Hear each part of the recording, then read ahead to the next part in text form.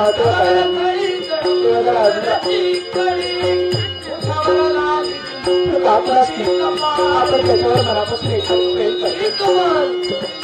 त्याचं दर्शन होता खूप शब्द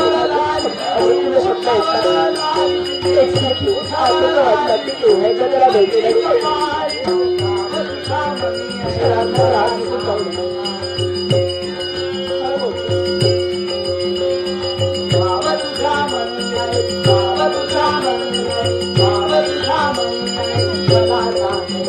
Thank you.